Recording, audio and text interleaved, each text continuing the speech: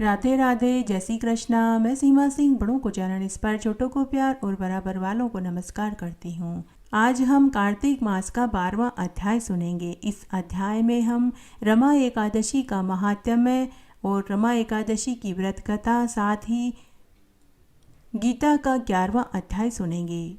रमा एकादशी के दिन भगवान केशव के स्वरूप की पूजा करनी चाहिए तथा जिस भी चीज को भगवान के लिए अर्पित करें तो बोलना चाहिए ओम केशवाय नमः या फिर बोले केशवाय समर्पयामि।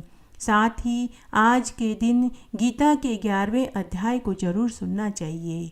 रम रम रंभा रम रम देवी। रमा देवी या रंभा देवी समुद्र मंथन से प्रकट हुई थी। इनके मंत्र का जाप करने से दीर्घायु उम्र मिलती है। शरीर सुंदर कंचन जैसी काया वाला हो जाता है। चातुर्मास की अंतिम एकादशी होने के कारण इसका विशेष महत्व होता है। आज के दिन भगवान लक्ष्मी नारायण का जाप, पूजा, स्तुति करने से अपार पुण्य की प्राप्ति होती है। रमा एकादशी का व्रत करने से मनुष्य सभी पापों से छूट जाता है तथा तुलसी पूजा करने से समस्त सुखों को प्राप्त होता है। आइए सबसे पहले हम रमा एकादशी की व्रत कथा सुनते हैं। प्राचीन काल में मुचुकुंद नाम का एक राजा था। उसकी इंद्र के साथ मित्रता थी। साथ ही यम, कुबेर, वरुण, सूर्य, चंद्रमा, विभीषण व अनेक अप्सराओं से मित्रता थी। वह राजा बड़ा ही दयालु, धर्मात्मा, धार्मिक प्रवृत्ति का, ईमानदार, सत्यवक्ता, जितेंद्रिय और विष्णु भगवान का परम भक्त था। वह राजा न्याय प्रिय शासन करता था। अपनी प्रजा का पालन अपने पुत्र के समान ही करता था। वह आए दिन यज्ञ, हवन, गौदान, स्वर्ण दान, भूमि दान करता रहता था। वह ब्राह्मणों, योग्य पंडितों का आदर सम्मान करता था। उसके राज्य में कभी अकाल, ओलावृष्टि, अतिवृष्टि नहीं पड़ी। पूरी राज्य में शांति का वातावरण था। उस राजा की एक कन्या थी जिसका नाम चंद्रभागा था। राजा ने अपनी कन्या का विवाह अपने पड़ोसी राजा मित्र चंद्रसेन के पुत्र शोभन के साथ कर दिया। वह राजा हर एकादशी के दिन पूरी प्रजा के साथ उपवास रखता था। उसके राज्य में एकादशी के दिन कोई भी अन्न नहीं खाता था। यहाँ तक कि पशु पक्षी भी उस दिन उपवास रखते थे। इस तरह समय व्यतीत हो रहा था। तब एक बार की बात है, राजा के बेटी दामाद घर आए हुए थे। दूसरे दिन रमा एकादशी का दिन था। चंद्रभागा का पति शोभन बीमार व अत्यंत दुर्बल था। तो चंद्रभागा अपने पति शोभन से बोली कि हे स्वामी, आप आज ही वापस चले जाइए। कल रमा एकादशी है। मेरी पिता की आज्ञा के अनुसार एकादशी के दिन महल व पूरे राज्य में सभी को एकादशी का उपवास रखना पड़ता है। अगर कोई नहीं रखता है तो मेरे पिता उसे कठोर दंड देते हैं। एकादशी के दिन कोई भी भोजन नहीं बनाता, यहाँ तक कि बाजार में अन्न की बिक्री भी नहीं होती। अगर आप यहाँ ठहरेंगे तो आपको भी एकादशी के दिन उपवास करना पड़ेगा।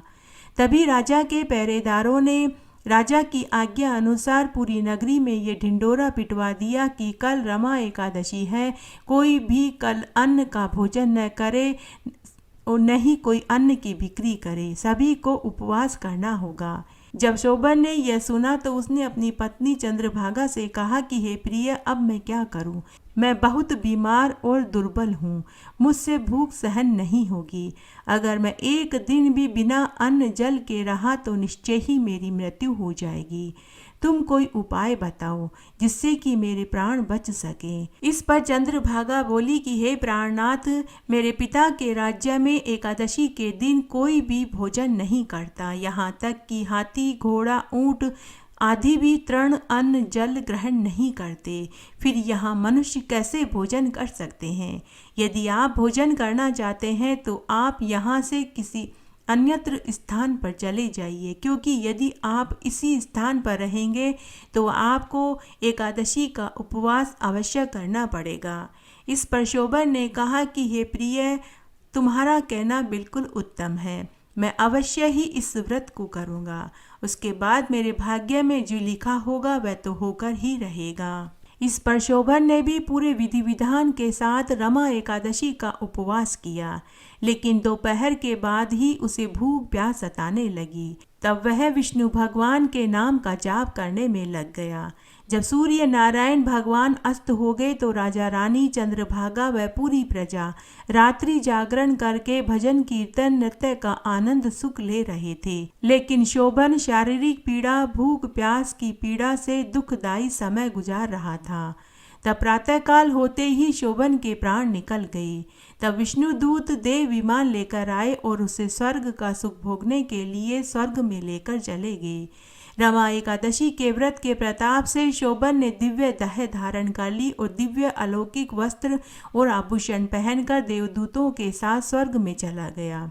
सुबह जब शोभन की मृत्यु का समाचार राजा रानी और चंद्रभागा ने सुना तो उनके ऊपर दुखों का पहाड़ टूट पड़ा। तब राजा ने अपने दामाद का अंतिम संस्कार चंदन काष्ठ और सुगंधित काष्ठ की लकड़ी से करवाया। चंद्रभागा अपने पति के साथ ही सती होना चाहती थी, लेकिन राजा रानी के समझाने पर उसने अपने शरीर को दग्ध करने का विचार त्याग दिया और वह अपने पिता के घर में ही रहने लगी और सती व्रत धर्म का पालन करने लगी। अब वह रोज 5 स्वर्ण मुद्राओं का दान करने लगी।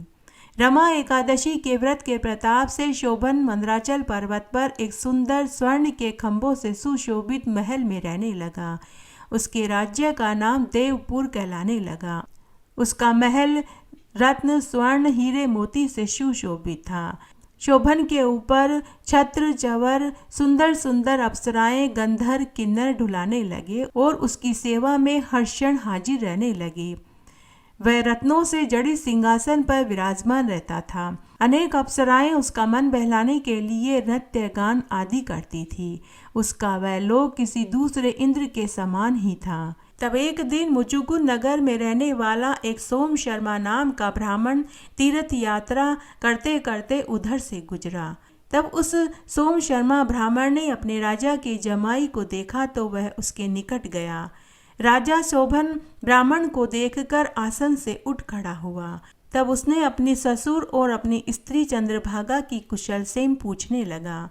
सोम शर्मा ब्राह्मण शोभन से बोला कि हे महाराज, हमारे राजा और आपकी पत्नी चंद्रभागा दोनों ही कुशल से हैं। अब आप अपना वृतांत बतलाइए, मुझे बड़ा आश्चर्य हो रहा है। ऐसा विचित्र और सुंदर नगर आपको किस प्रकार प्राप्त हुआ? ऐसा इंद्र के समान लोक व आलीशान महल के ठाट बाट का सुख आपने कैसे प्राप्त किया? आपने कौन से देवता का पूजन और व्रत किया? मैं वह सब सुनना चाहता हूँ। शोभन बोला कि हे ब्राह्मण देव, यह सब कार्तिक मास के कृष्ण पक्ष की रमा एकादशी के व्रत के प्रभाव से मिला है। इसी से मुझे यह अनुपम नगर प्राप्त हुआ है, परंतु यह अध्रुव है। इस पर ब्राह्मण बोला कि हे राजन, यह अध्रुव क्यों है और ध्रुव बनाने के लिए क्या करना पड़ेगा? आप मुझे बताइए, मैं आपकी किस तरह मदद कर सकता हूँ? अगर मैं आपकी कोई मदद कर सकता हूँ तो मुझे बताइए, मैं जरूर करूँगा। आप इसे झूठ न समझे, आप इसको सत्य ही माने। शोभन बोला कि हे ब्राह्मण देव, मैंने श्रद्धा पूर्वक व्रत किया था, उसके प्रभाव से मुझे ये नगर प्राप्त हुआ। इस वृतांत को राजा मुचुकुंद की पुत्री चंद्रभागा से कहोगे तो वह इसको ध्रुव बना सकती है। ब्राह्मण ने राजा शोभन को वचन दिया और वह वापस अपनी नगरी में आ गया। ब्राह्मण ने वहां जाकर चंद्रभागा से समस्त वृतांत सुनाया।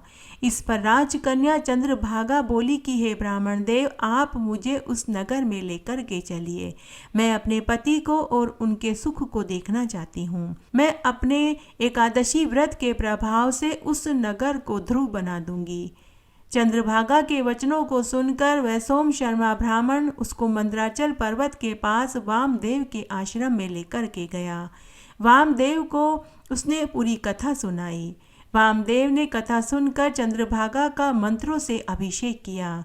चंद्रभागा मंत्रों और व्रत के प्रभाव से दिव्य देह धारण करके अपने पति के पास चली गई। शोभन ने अपनी पत्नी चंद्रभागा को देखा तो वह प्रसन्नता से उसका आलिंगन किया और उसे वांग अंग पर बैठाया। चंद्रभागा अपने पति से बोली कि हे प्राणनाथ, अब आप मेरे पुण्य के प्रताप को सुनिए। जब मैं अपने पिता के घर में सुखपूर्वक रह रही थी तब मैं 8 साल की उम्र से ही एकादशी का व्रत कर रही थी। अब मैं उन्हीं व्रतों के प्रताप से आपके इस नगर को धूम्र बना दूंगी। उसी समय चंद्रभागा ने हाथ में जल लिया और अपने एकादशी के पुण्य प्रताप से उस नगर को धूम्र बना दिया। चंद्रभागा दिव्य रूप धारण करके दिव्य आभूषण एवं वस्त्रों से सजकर अपने पति के साथ सुखपूर्वक जीवन व्यतीत करने लगी और शोभन भी आनंद पूर्वक रहने लगा। जो मनुष्य रमा एकादशी के व्रत को करता है उसके समस्त ब्रह्महत्या आदि पाप नष्ट हो जाते हैं। कार्तिक मास में रमा एकादशी के महात्म्य को जो मनुष्य सुनता है वह इस संसार के समस्त सुखों को भोग कर मरने के बाद विष्णु लोक को पाता है। भगवान विष्णु बड़े ही दयालु और क्षमावान हैं। श्रद्धापूर्वक या विवश होकर भी यदि कोई रमा एकादशी के व्रत को करता है तो उसे मरने के बाद उत्तम फल की प्राप्ति होती है।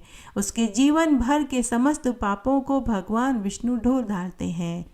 इस तरह आज मैंने आपको कार्तिक मास के इस अध्याय में रमा एकादशी का महात्म्य और रमा एकादशी की व्रत कथा सुनाई। रमा एकादशी के दिन श्रीमद् गीता के 11वें अध्याय को भी सुनना चाहिए। आइए अब हम श्रीमद् भगवद गीता के 11वें अध्याय का महात्म्य का श्रवण करते हैं। महादेव जी माता पार्वती जी से बोले कि हे प्रिय, गीता के वर्णन से संबंध रखने वाली कथा एवं विश्व रूप अध्याय के पावन महात्म्य का तुम श्रवण करो। हे विशाल नेत्रों वाली पार्वती, इस अध्याय के महात्म्य का पूरा वर्णन तो कोई भी नहीं कर सकता। इसके संबंध में सहस्त्र कथाएं हैं। उनमें से एक कथा मैं तुम्हें सुनाता हूँ, तुम ध्यान से सुनो। प्रणीता नदी के तट पर मेघंकर नाम से विख्यात एक बहुत बड़ा नगर है। उसके प्राकार और गोपुर बहुत ऊंचे हैं। वहाँ बड़ी बड़ी विश्रामशालाएं हैं जिनमें सोने के खंभे शोभा दे रहे हैं। उस नगर में श्रीमान सुखी, शांत, सदाचारी तथा जितेंद्रिय मनुष्यों का निवास है। वहाँ हाथ में शंख नामक धनुष धारण करने वाले जगदीश्वर भगवान विष्णु विराजमान हैं। वे पर ब्रह्म के साकार स्वरूप हैं। संसार के नेत्रों को जीवन प्रदान करने वाले हैं। उनका गौरवपूर्ण श्री विग्रह भगवती लक्ष्मी के नेत्र कमलों द्वारा पूजित होता है। भगवान की वह झांकी वामन अवतार की है। मेघ के समान उनका श्याम वर्ण तथा कोमल आकृति है। वक्ष स्थल पर श्रीवस्त्र का चिन्ह शोभा पाता है। वे कमल और वनमाला से सुशोभित हैं। अनेक प्रकार के आभूषणों से सुशोभित हो भगवान वामन रत्न युक्त समुद्र के सदृश जान पड़ते हैं। पीताम्बर से उनके श्याम विग्रह की कांति ऐसी प्रतीत होती है मानो चमकती हुई बिजली से घिरा हुआ स्निग्ध मेघ शोभा पा रहा हो। उन वामन भगवान का दर्शन करने जीव जन्म एवं संसार के बंधन से मुक्त हो जाता है। उस नगर में मेखला नामक महान तीर्थ है जिसमें स्नान करके मनुष्य शाश्वत वैकुंठ धाम को प्राप्त होता है। वहाँ जगत के स्वामी करुणा सागर भगवान नरसिंह का दर्शन करने से मनुष्यात जन्मों के किए हुए घोर पापों से छुटकारा पा लेता है। जो मनुष्य मेखला में श्री गणेश जी का दर्शन करता है वह सदा दुस्तर विघ्नों को भी पार कर लेता है। उसी मेघंकर नगर में एक श्रेष्ठ ब्राह्मण था जो धर्म परायण, ममता, अहंकार से रहित, वेद शास्त्रों में प्रवीण, जितेंद्रिय भगवान वासुदेव के शरणागत था। उसका नाम सुनंद था। हे प्रिय, वे शांग धनुष धारण करने वाले भगवान के पास गीता के 11वें अध्याय का विश्व रूप दर्शन योग का पाठ किया करते थे। उस अध्याय के प्रभाव से उन्हें ब्रह्म ज्ञान की प्राप्ति हो चुकी थी। परमानंद संध्या से पूर्ण उत्तम ज्ञानमयी समाधि के द्वारा इंद्रियों के अंतर्मुख हो जाने के कारण वे निश्चल स्थिति को प्राप्त हो गए थे और सदा जीवन मुक्त योगी की स्थिति में रहते थे। एक समय जब बृहस्पति सिंह राशि पर स्थित था, महायोगी सुनंद ने गोदावरी तीर्थ की यात्रा शुरू करी। वे क्रमशः वीरज तीर्थ, तारा तीर्थ, कपिला संगम, अष्ट तीर्थ, कपिला द्वार, नरसिंह वन, अंबिकापुरी तथा करस्थानपुर आदि क्षेत्रों में स्नान और दर्शन करते हुए विवाह मंडप नामक एक नगर में गए। वहाँ उन्होंने प्रत्येक घर में जाकर अपने रहने के लिए स्थान मांगा। परंतु किसी ने भी उन्हें रहने के लिए स्थान नहीं दिया। अंत में गांव के मुखिया ने उन्हें एक बहुत बड़ी धर्मशाला में ठहरा दिया। ब्राह्मण अपने साथियों सहित उस धर्मशाला में रात्रि में निवास करने के लिए चला गया। सवेरा होने पर उन्होंने अपने आप को धर्मशाला के बाहर पाया, किंतु उन्होंने अपने साथियों को नहीं पाया। तब वह ब्राह्मण अपने साथियों को खोजने लगे। इतने में ही वही मुखिया वहां आ गया। मुखिया ने ब्राह्मण से कहा कि हे मुनिश्रेष्ठ, तुम सब प्रकार से दीर्घायु जान पड़ते हो। सौभाग्यशाली तथा पुण्यवान पुरुषों में तुम सबसे पवित्र हो। तुम्हारे भीतर कोई लोकोत्तर प्रभाव विद्यमान है। तुम्हारे साथी कहाँ गए और कैसे तुम इस धर्मशाला से बाहर आए, इसका पता मुझे बताओ। मैं तुम्हारे सामने इतना ही कहता हूँ कि तुम्हारे जैसा तपस्वी मुझे दूसरा कोई दिखाई नहीं देता। हे विप्रवर, तुम्हें किस महामंत्र का ज्ञान है? किस विद्या का तुम आश्रय लेते हो और किस देवता की तुम पूजा करते हो? तुम्हारे अंदर अलौकिक शक्ति विद्यमान है। हे भगवान, कृपा करके आप अब इसी गांव में रहिए। मैं आपके रहने और भोजन की पूरी व्यवस्था कर दूंगा। ऐसा कहकर वह मुखिया ब्राह्मण को उसी गांव में ठहरा देता है और दिन रात उनकी सेवा टहल करने में लग गया। जब 7-8 दिन निकल गए, तब एक दिन सुबह सुबह वह मुखिया ब्राह्मण के पास आया और रोने लगा और बोला कि हाय, आज रात एक राक्षस ने मुझ भाग्यहीन के बेटे को चबा लिया। मेरा पुत्र बड़ा ही गुणवान, भक्तिवान और धार्मिक प्रवृत्ति का था। मुखिया के इस प्रकार कहने पर ब्राह्मण सुनंद ने उससे पूछा कि कहाँ है वह राक्षस और किस प्रकार उसने तुम्हारे पुत्र का भक्षण कर लिया। मुखिया बोला कि हे ब्राह्मण देव, इस नगर में एक बड़ा भयंकर नरभक्षी राक्षस रहता है। वह प्रतिदिन आकर इस नगर के मनुष्यों को खा लिया करता था। तब एक दिन समस्त नगरवासियों ने मिलकर उससे प्रार्थना करी कि हे राक्षस, तुम हम सब लोगों की रक्षा करो, हम तुम्हारे लिए भोजन की व्यवस्था कर देंगे। यहाँ बाहर के जो पथिक रात में आकर नींद लेंगे, तब तुम उनको खा जाना। इस प्रकार सभी नगरी के लोगों ने और मैंने उसे उसी धर्मशाला में ठहरा दिया, जिस धर्मशाला में मैंने तुम्हें तुम्हारे साथियों के साथ ठहराया था। अपने प्राणों की रक्षा के लिए हमें सबको मिलकर ऐसा करना पड़ा। तुम भी तो अपने साथियों के साथ उस धर्मशाला में सोए थे, किंतु उस राक्षस ने तुमको तो धर्मशाला से बाहर कर दिया और वह तुम्हारे सभी साथियों को चबा गया। हे द्विजोत्तम, हे ब्राह्मण देव, तुम में ऐसा क्या प्रभाव है, इस बात को तो तुम ही जानते हो। इस प्रकार मेरे पुत्र का एक मित्र आया था, किंतु मैं उसे पहचान नहीं सका। वह मेरे पुत्र को बहुत ही अधिक प्रिय था, किंतु अन्य राहगीरों के तरह मैंने उसे भी धर्मशाला में भेज दिया। जब मेरे पुत्र ने यह सुना तो उसे बहुत दुख हुआ और वह खुद भी धर्मशाला में चला गया और उस राक्षस ने मेरे पुत्र को भी चबा लिया। आज सुबह जब मुझे इस बात का पता लगा तो मुझे बहुत दुख हुआ और मैं उस पिशाच के पास गया और मैंने उससे कहा कि अरे दुष्ट आत्मा, तूने रात्रि में मेरे पुत्र को भी खा लिया। तुम्हारे पेट में पड़ा हुआ मेरा पुत्र जिस तरह से जीवित हो सकता है, ऐसा कोई उपाय हो तो बताओ। तब उस राक्षस ने कहा कि हे मुखिया, धर्मशाला के भीतर घुसे हुए तुम्हारे पुत्र के न जानने के कारण मैंने उसका भक्षण कर लिया। अन्य पथिकों के साथ तुम्हारा पुत्र भी अनजाने में ही मेरा घास बन गया है। वह मेरे उदर में जिस प्रकार जीवित और रक्षित रह सकता है, यह उपाय स्वयं विधाता ने ही कर दिया है। जो ब्राह्मण सदा गीता के 11वें अध्याय का पाठ करता हो, उसके प्रभाव से मेरी मुक्ति होगी और मरे हुओं को पुनर्जीवन दान मिल जाएगा। यहाँ एक ब्राह्मण आया था जिसको मैंने एक रात्रि धर्मशाला से बाहर कर दिया था। वह निरंतर गीता के 11वें अध्याय का जाप करता है। इस अध्याय के मंत्र से अगर वह ब्राह्मण गीता के 11वें अध्याय के मंत्र से 7 बार जल से अभिमंत्रित करके मेरे ऊपर जल छिड़के तो निसंदेह मेरा शाप से उद्धार हो जाएगा। इस प्रकार उस राक्षस का संदेश पाकर ही मैं तुम्हारे पास आया हूँ। ब्राह्मण ने मुखिया से कहा कि जो रात में सोए हुए मनुष्यों को खा जाता है, वह प्राणी किस पाप से राक्षस हुआ, वह मैं सब सुनना चाहता हूँ। पहले तुम मुझे वह सुनाओ।